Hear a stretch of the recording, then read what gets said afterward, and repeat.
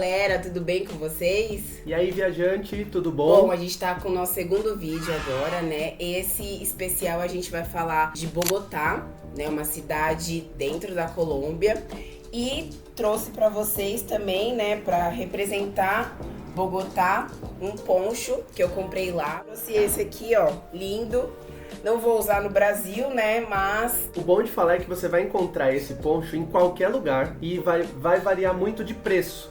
Tem lugar que vai ser mais barato, tem lugar que vai ser mais caro, tem lugar que vai ter estampa de bicho, tem lugar que vai ter estampa de super-herói, que a gente viu lá. Então se você já vai pra lá pensando em comprar um também pra ficar estilosa assim, pesquisa muito bem, porque tem muita variedade. Então, como vocês já sabem, a gente já tinha cantado a bola lá no primeiro vídeo. Nós vamos dividir a nossa viagem toda para Colômbia em 3 partes. A primeira parte vai ser Bogotá, a segunda Cartagena e a terceira em San Andrés. E a gente vai começar por partes, então, para ficar bem didático esse vídeo. A gente vai falar do aeroporto, de quando a gente chegou lá, dos passeios até o último dia. Todos os voos, eles saem de Guarulhos porque são voos internacionais. Então a gente saiu de Guarulhos, era umas 8 horas, e chegamos em Bogotá por volta do meio-dia, 1h, porque lá o fuso horário é diferente. Lá são 2 horas antes do Brasil. Como se você literalmente voltasse no tempo. E falando um pouquinho de aeroporto, né? Quando a gente chega em Bogotá, na imigração, ele já tem lá a sua ficha. E uma das fichas que eles olham é o cheque MIG, tá? Eu vou deixar o link pra vocês, mas isso é muito importante pra você entrar na Colômbia. Então, na hora que ele olha no sistema, ele já vai puxar lá. E esse documento você consegue preencher apenas 3 dias antes da sua viagem. Além do cheque MIG, também você tem o seu passaporte pra levar. Essa cidade também, Bogotá, eles aceitam o RG, então você pode ir com o RG, só que ele precisa ter menos de 10 anos. Uma dica muito importante, se você vai viajar para lá, eles não exigem o passaporte, mas é importante que você vá com o seu RG e ele tem que ser recente, ou seja, tem que ter pelo menos 10 anos que você emitiu ele. Se você, assim como eu, era criança, fez o seu primeiro, o seu segundo RG, a sua mãe te levou ainda, você assinou o seu nome de qualquer jeito lá, é importante que você tire um RG novo. No Poupa Tempo você faz isso rapidinho. E além disso também é bom você levar com você, né, impresso ali, o hotel que você vai ficar, o Airbnb, o hostel, enfim, levar. E também você precisa levar a sua vacina, já ia esquecer da vacina de febre amarela. É importante que você tome a vacina, tá? Não vai vacilar, não vai moscar por causa disso. Ah, já que eles não perdem, eu não vou tomar. Não faça como a gente mostrou no primeiro vídeo, que tem aquela história do furacão. E aí, depois que nós voltamos pra cá, pra quem não viu ainda, volta no primeiro vídeo. Pra quem não viu ainda, a Thalita falou que, ah não, vai, segue o seu coração, não precisa se preocupar com o furacão e tudo mais. Assim que nós voltamos, quando a gente estava editando o nosso primeiro vídeo, saiu uma notícia que teve um furacão na Jamaica e de fato ele foi muito forte, muita gente ficou sem casa, foi um caos total assim. Então, se for pra errar, erre sempre pra mais e não pra menos. Então assim, quando a gente chegou lá, de fato eles não olharam a nossa documentação em questão de vacina e tudo mais. Mas é importante que você vá com tudo certinho pra não correr o risco de parar na imigração e ter que voltar pra casa. Ok, meu anjo. Outro ponto também importante é o chip internacional. A gente fechou, né, antes da viagem um chip da Airalo. Eu posso colocar o link aqui pra vocês também, mas é super fácil achar na internet. E acontece que você só consegue pagar com passaporte, né? Então eu acabei comprando 2 cartões, né, ali pra gente, achando que a gente conseguiria dividir, mas não conseguimos. A gente pesquisou no ChatGPT, falou que dava pra dividir, mas na hora que você faz a compra, você não consegue dividir. Aí eu acabei usando um, o outro sobrou, provavelmente já deve ter vencido, né? Mas esse foi um probleminha que a gente teve. Então assim, se você conseguir comprar, até dá pra comprar da Nomad, né? Você comprou da Eu acho que aí TIM. vale trazer uma informação importante pra vocês, que só depois que eu voltei pro Brasil que eu fiquei sabendo. A minha operadora é a Vivo, então pra quem tem a operadora da Vivo, a América Latina, de maneira geral, é só você comprar um planinho, que é o Vivo Travel, que eu comprei lá. Inclusive, ele foi mais barato do que o cartão da Airalo. O cartão da Airalo, se eu não me engano, foi R$180, alguma coisa assim, e eu paguei R$80 por 20 gigas. Nós ficamos lá 15, 13 dias, eu voltei pra cá e não tinha utilizado tudo. Se você tem conta da Vivo, você pode ir lá no seu aplicativo, Vivo Travel, e você escolhe lá qual é o plano que você quer comprar, e acabou que eu paguei bem mais barato do que se tivesse comprado o chip da Airalo. E a gente comprou 10 megas, a gente ficou lá 13 dias e deu super pra usar, né? Então, se você ficar menos, dá pra comprar menos. Eu acho que 10 é o bastante, porque a gente fazia isso fora de Wi-Fi, usava quando a gente tava a passeio, então deu pra aproveitar bastante. É bom você comprar antes, tá? Fechar já aqui no Brasil, porque chegando lá, você precisa pedir Uber, você precisa, às vezes, trocar alguma informação com os agentes de lá, a Polícia Federal, pedir alguma informação no aeroporto, e lá ninguém fala português. É difícil você achar um brasileiro em Bogotá. Bom, chegando no aeroporto, né, de Bogotá, foi uma viagem muito longa e cansativa. Foi cansativíssimo. E a gente chegou em Bogotá, no aeroporto, então a gente saiu ali pedindo informação, né? Tem bastante sinalização, então é tranquilo você sair. E a gente pediu Uber. Então, assim, o serviço de Uber também lá é aceito. A gente usou o nosso, né? No momento também que você já colocou o chip, já chegou no país, ele já muda. Então, você não tem nenhum problema ali de configurar, ele já muda automaticamente. E óbvio, né? Você tem que comprar um cartão internacional. A gente usou o Wise. E aí você coloca ali no aplicativo. Então você tira o seu cartão do Brasil que está cadastrado, ou se for internacional não tem problema, mas a gente colocou o nosso Wise. Então também já automaticamente ele converte ali para pesos, né, que é o dinheiro do país. E a gente conseguiu pedir Uber tranquilamente. Eu acho que aqui fica a segunda dica muito importante para você, tá? Vá sempre com uma grana já no seu cartão internacional. Nós tínhamos conhecido a Nomad, mas também conhecemos a Wise. Por que nós escolhemos a Wise? Na Nomad você só consegue transferir real para dólar. Ele não converte para outra moeda direto, então você tem que converter para dólar e do dólar para outra moeda.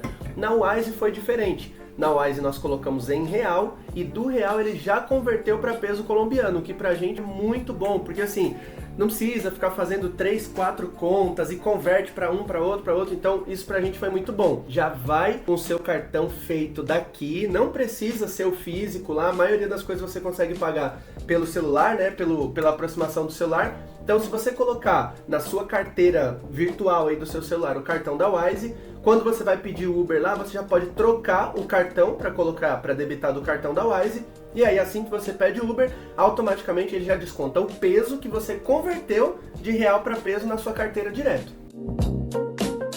A gente ficou no Airbnb, tá? A gente não escolheu um hotel justamente por conta do preço, né? Então a gente quis economizar nisso. E a diferença do Airbnb que a gente ficou foi que não tinha café da manhã. Mas isso não teve problema, porque a gente foi no mercado, comprou algumas coisas, comprei coisas que vão pra minha dieta, né? Então isso me ajudou bastante. E o resto do dia a gente vivia em passeio, né? Então só ia mesmo pro hotel pra dormir. A gente pegou um Airbnb muito fofo e ficou um pouquinho distante, então a gente teve um sossego, né? Da muvuca ali do centro. Tem um ponto muito importante do nosso loft. Como a gente contou no primeiro vídeo, eu sou uma pessoa que eu fui predestinado a experimentar uma cerveja diferente em todo lugar que eu passasse. E, para nossa sorte, no hostel, na recepção do hostel, tinha uma hamburgueria e tinha uma cervejaria.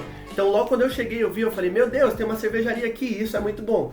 Aí, acho que no terceiro dia, se eu não me engano, quando a gente chegou, tomou um banho, foi lá pra cima e tal, deu uma descansada. Aí nós descemos, porque tinha caminhado muito. Vocês vão ver que a gente vai falar um pouco mais pra frente aí dos nossos passeios. A gente tinha caminhado muito e não dava fim de sair, pra ir andar, pra procurar alguma coisa. Então a gente desceu e comeu alguma coisinha por ali mesmo. E também experimentamos a cerveja. Ponto negativo, a cerveja estava quente. Acho que isso daí... Uma outra coisa que a gente usou lá que foi muito bom foi um aplicativo.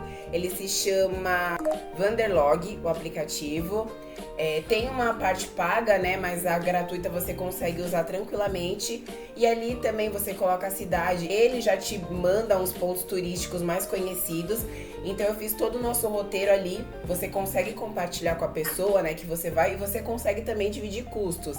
A gente não precisou dividir, mas era bom pra gente acompanhar ali. Se você tem outro método, você gosta de listar, né? Eu achei bem interessante esse aplicativo. Porque você tem fotos, você tem preço, né? Dependendo de algum lugar que você vai e entra pra pagar, ele coloca o preço, ele coloca o horário de funcionamento, então ajudou bastante. Lembrando que você não precisa chegar lá para usar o Wanderlog. Esse aplicativo ele serve para você também planejar a sua viagem. No primeiro vídeo, a Thalita mostrou que ela fez uma pré-organização com Excel para saber ali tudo que tinha que fazer, tudo que tinha que levar e tudo mais, controle orçamentário. Nesse, você vai montando os roteirinhos do seu dia. Então você coloca lá que vai visitar um lugar, ele já te traz ali lugares que são recomendados próximo da onde você vai, traz o preço, traz a rota, então vale a pena você experimentar. Também é uma ferramenta que vai te ajudar a organizar melhor a sua viagem e os seus passeios.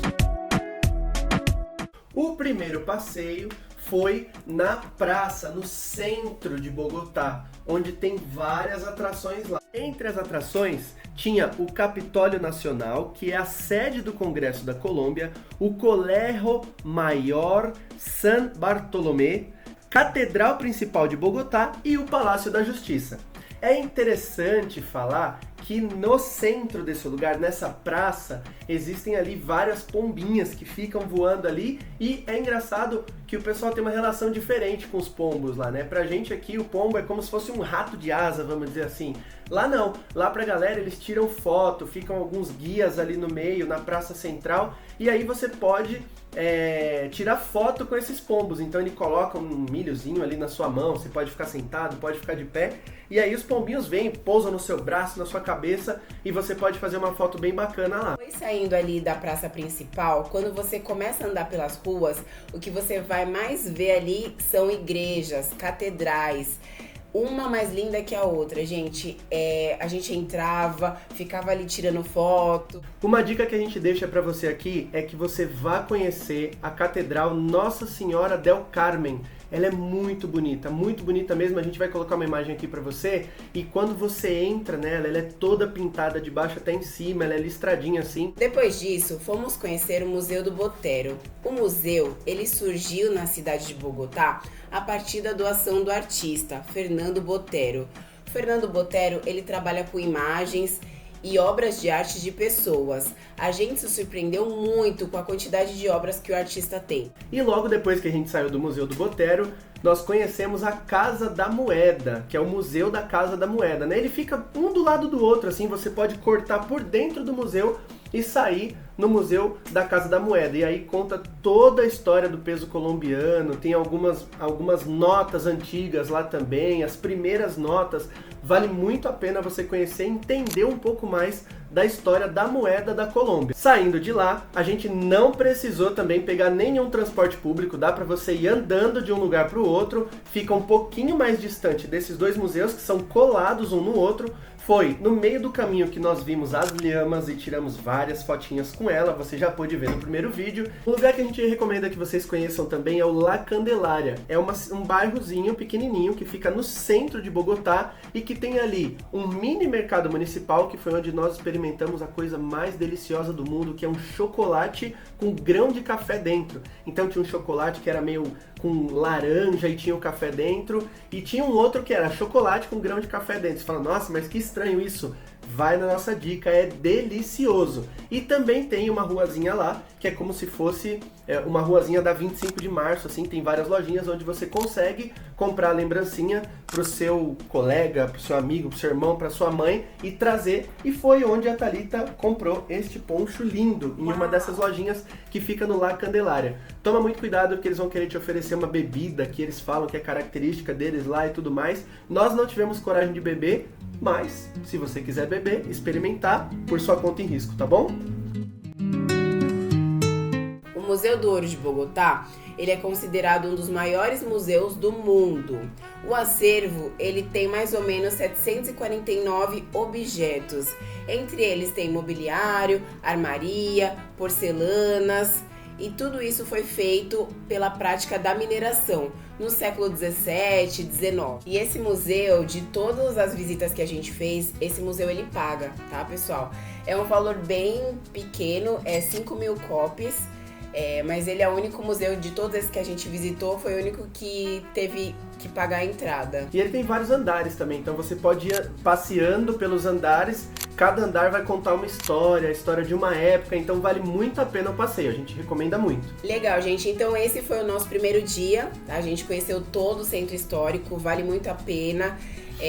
Tem bastante coisa lá pra conhecer aqui, realmente, andando, caminhando, assim, é bem cansativo, mas a gente saiu do hotel, era umas 10 horas e foi voltar 9 horas da noite, porque também a gente ficou olhando, ia em loja, né? Foi ver a cultura de lá, então passava em lojinhas, comprava lembrancinhas, né? Eu acho que tem uma coisa muito engraçada de contar, eu sei que quando a gente sai de São Paulo, nós somos de São Paulo, quando a gente sai de São Paulo você de fato quer ver outras coisas, né? Mas uma coisa que me chamou muito a atenção lá é que várias ruas, várias praças lembram muito a nossa capital, aqui o centro de São Paulo, né? Eu fiz até um story, tá no meu destaque lá no Instagram, que tinha um cruzamento que era muito parecido com o cruzamento da Avenida São João com a Ipiranga. Então vai lá no Instagram, dá uma olhada lá e me conta se faz sentido ou se eu viajei muito. Não, e além da cidade parecer muito com São Paulo, o clima também. Lá é um clima bem úmido, a gente ficou lá 3 dias, todos os dias um frio, assim, teve um dia que teve uma garoa. Mas assim, nada que impede o passeio, mas é um clima um pouquinho mais frio, chega a ser comparado quase igual a São Paulo. A gente teve uma grata surpresa, porque no meio desse passeio é claro que vai dar muita fome. E aí a gente começou a procurar restaurantes ali no centro, onde de fato servisse a culinária local. A gente queria muito comer alguma coisa de lá. Foi quando a gente encontrou um restaurantezinho que chama Segredos Del Mar. Logo quando a gente entrou, a decoração não é a das mais bonitas, eu confesso pra você, mas era muito bacana porque tinha vários posters colados na parede, tinha foto do Bob Marley, tinha pôster de artista, e a gente ficou meio assim, né? Bom, vamos ver o que esse negócio tem aí. Como a gente tinha acabado de chegar, nossa chegada ainda era muito recente, tinha muita coisa que as pessoas falavam e a gente não entendia. Nesse caso, eu acho que vale você tirar uma foto do cardápio, pedir pro Google traduzir pra você, porque a nossa primeira pedida foi uma comida lá que a gente não entendeu nada dela, assim, e aí tivemos que pedir um outro prato.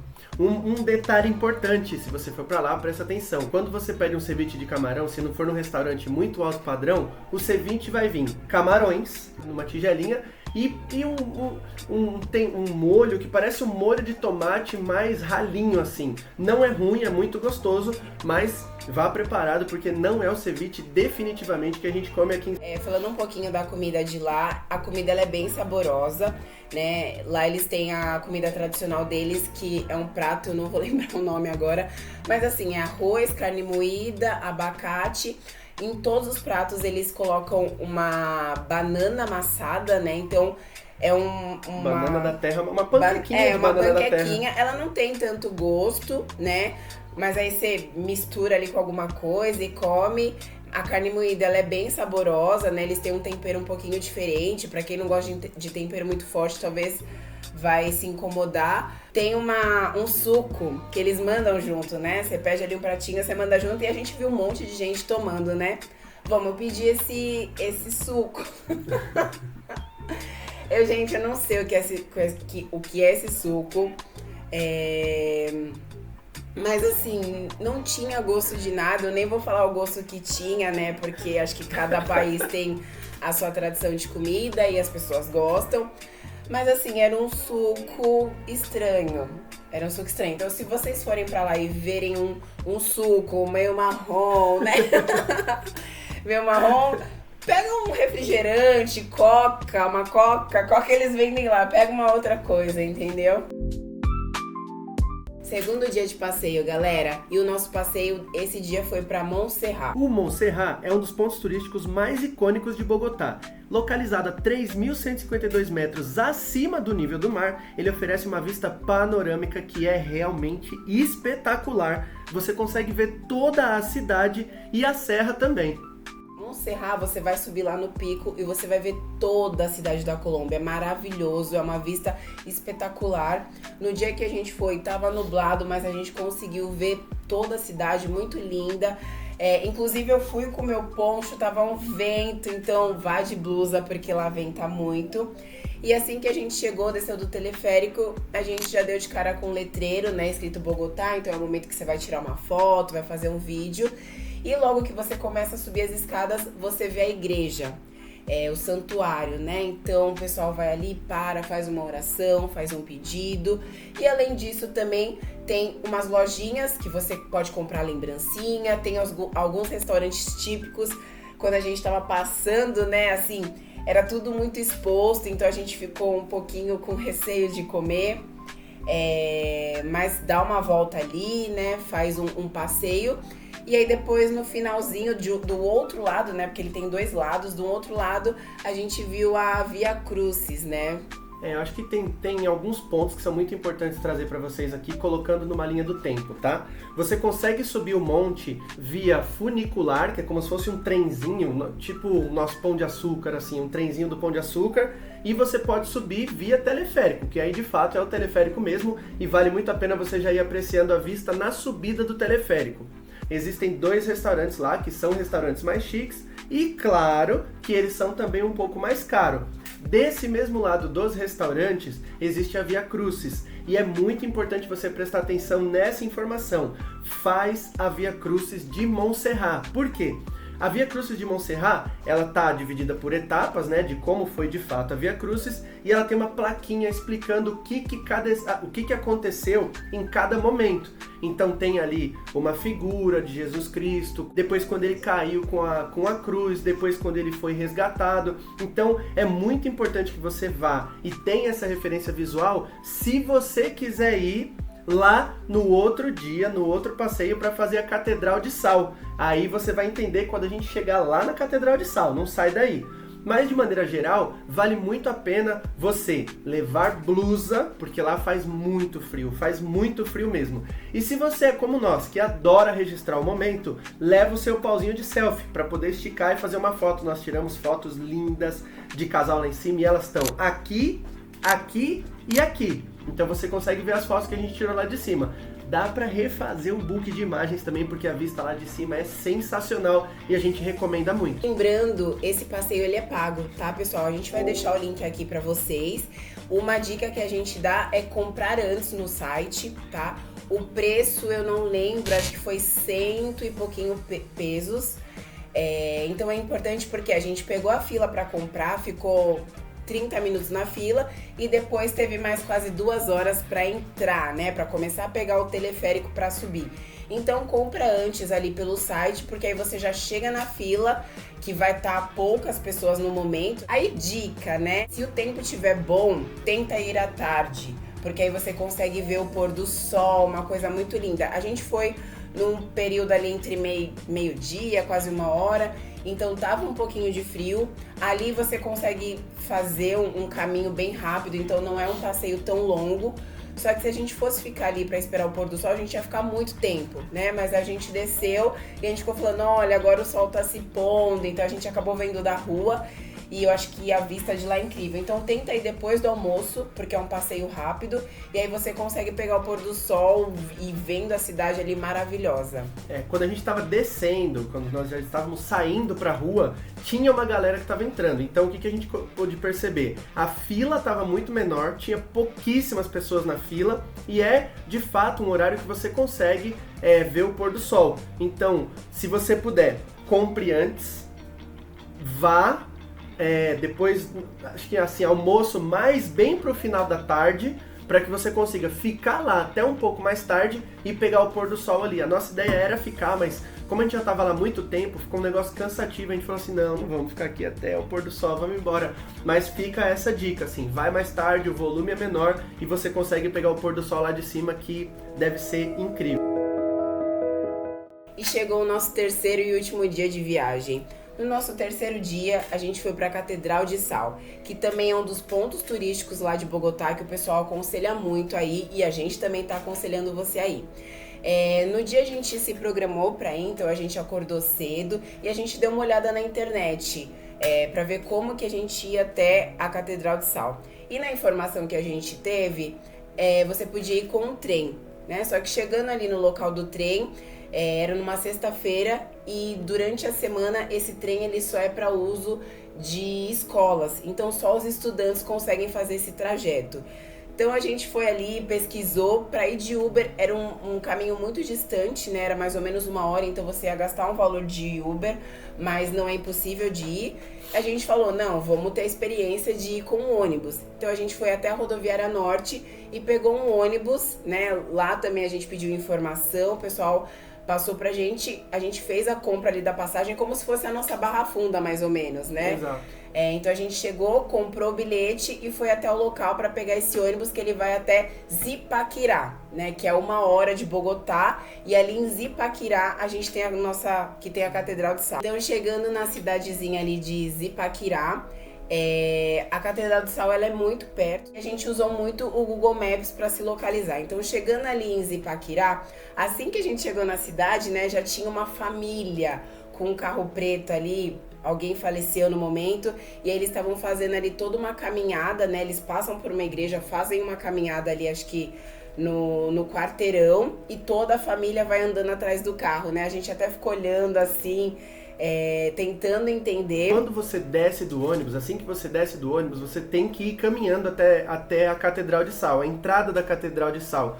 Não é uma distância muito curta, tá? A gente andou aí mais ou menos uns 20 minutos, mas até chegar lá no portal onde você entra na Catedral de Sal, você passa também por uma praça. E é muito parecida com a praça que a gente viu lá em Bogotá, que é aquela praça que tem várias coisas ali no meio. Quando nós estávamos voltando da Catedral de Sal, tinham várias pessoas ali tocando instrumento, convidando os visitantes para dançar, o pessoal que estava ali para dançar, tinha um pessoal com perna de pau e tudo mais.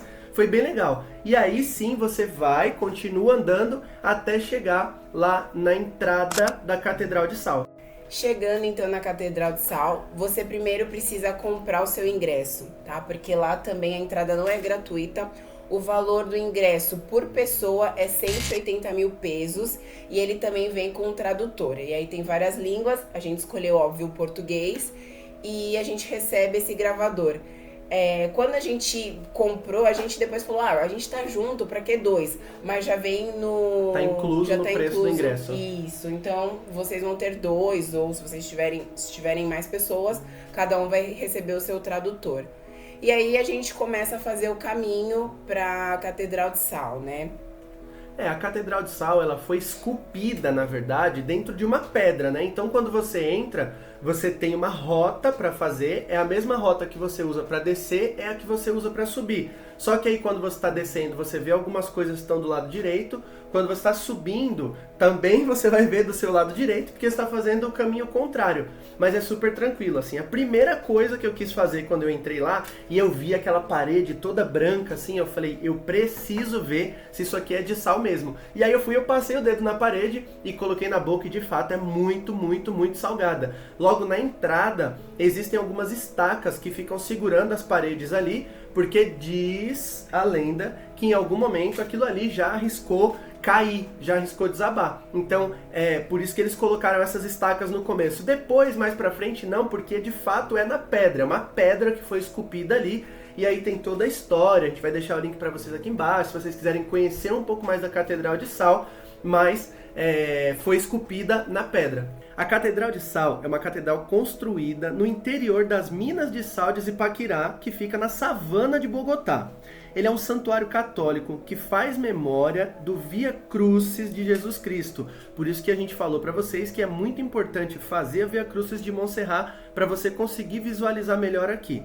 Ele é um dos mais célebres do país. É o único templo subterrâneo do mundo. Primeira maravilha da Colômbia, 160 metros de profundidade. Uma curiosidade que a gente aprendeu lá na Catedral de Sal é que, diferente da Via Crucis que tem lá em Montserrat, que ela é ilustrada com estátua de Jesus Cristo e tudo mais, na Catedral de Sal, todas essas passagens, elas são registradas através de desenhos de cruz que são esculpidas na parede. Então você vai passando pelos pontos, você vai ver que tem uma cruz que ela está mais para frente, tem uma cruz que ela está mais para trás, tem uma cruz que tem uma profundidade muito grande, tem uma cruz que está iluminada com várias luzes em volta. Então cada uma dessas cruzes representa uma etapa da Via Crucis, o que é diferente de Montserrat. Por isso que a gente recomendou que é importante que você faça de lá para ter referência visual. Chega quando chega na Catedral de Sal, você tem a referência do áudio guia que você está ouvindo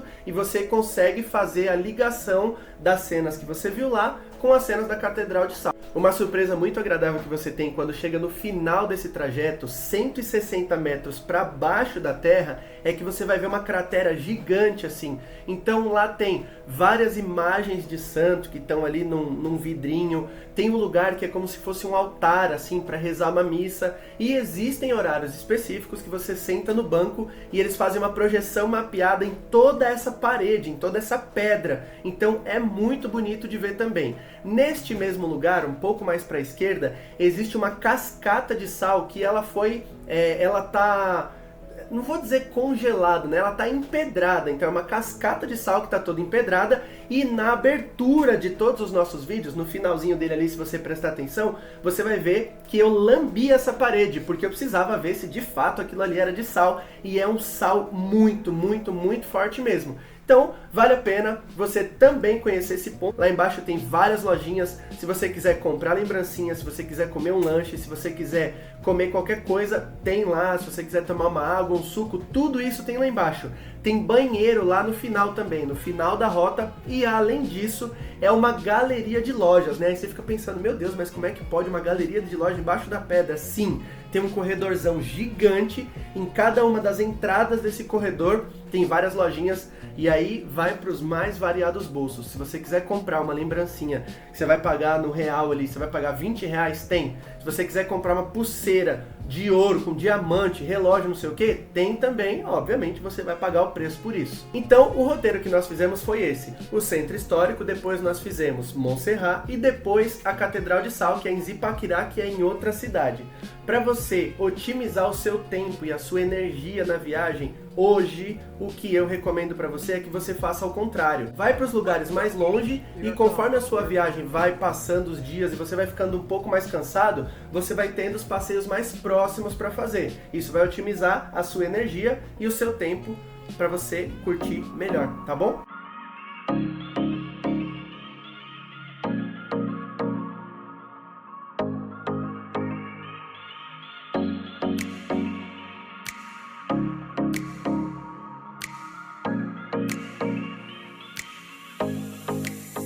Nós fizemos 3 dias, 3 dias é o suficiente, e a gente fez tudo com muita calma. Então a gente passou pelo centro histórico, olhou tudo, fez com calma. No outro dia Montserrat e no último Catedral de Sal. Se você quiser, 2 dias também dá pra fazer, dá pra você conciliar Montserrat e todo o centro, né, que fica ali perto.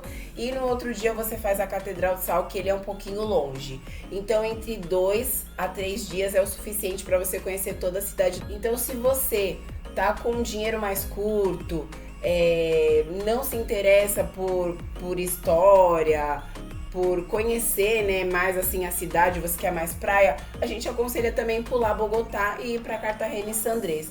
Você pode ir com seu portunhol para Bogotá, que você não vai ficar na mão, certo? Esperamos que você tenha gostado desse vídeo. Continua acompanhando a gente. Tem alguma dúvida sobre Bogotá que a gente não respondeu aqui, você viu em outro lugar? Coloca nos comentários. No próximo vídeo que a gente estiver falando de San Andrés, a gente resgata o seu comentário de Bogotá e começa o vídeo falando dele, tá bom? É isso. Esperamos que você tenha gostado mais uma vez. E até o próximo vídeo.